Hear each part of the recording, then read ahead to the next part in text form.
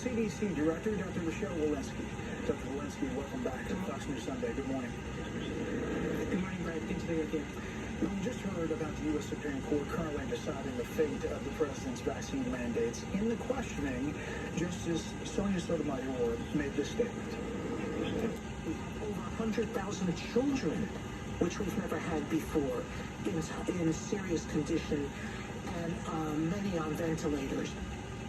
Now, the we can find from Friday suggests there are fewer than 3,500 current pediatric hospitalizations from COVID-19. Is it true?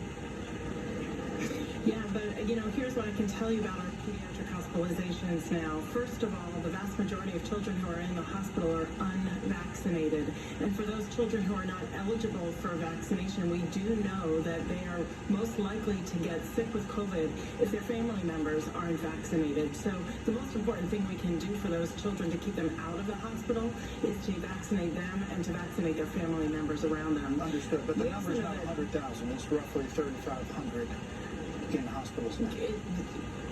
Yes, there are, and in fact, what I will say is, while pediatric hospitalizations are rising, they're still about 15-fold less than hospitalizations of our older age demographic. Do you have a number of children on ventilators?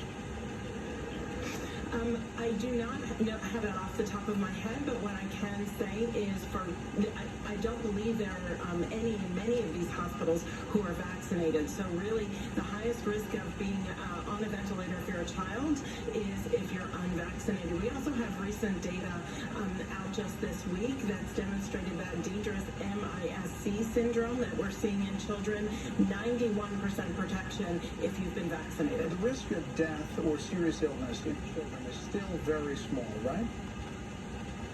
Comparatively, the risk of death is small, but of course, children aren't supposed to die. So, yeah. If we have a child who is sick with COVID-19, we want to make sure that we want to protect them, of course. Right, but I'm talking from your data, ages 15 to 24, for example, the risk of death is at 0.001%. I guess what I'm getting at in this opening is that the Supreme Court is in the process of dealing with this big issue about mandates. And do you feel a responsibility as a CDC director to correct a very big mischaracterization by one of the Supreme Court justices?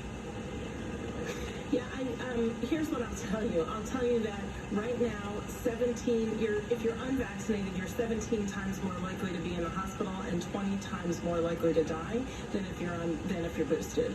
And so what my responsibility is to provide guidance and recommendations to protect the American people. Those recommendations strongly recommend vaccination for our children above the age of 5 and boosting for everyone above the age of 18 if they're eligible.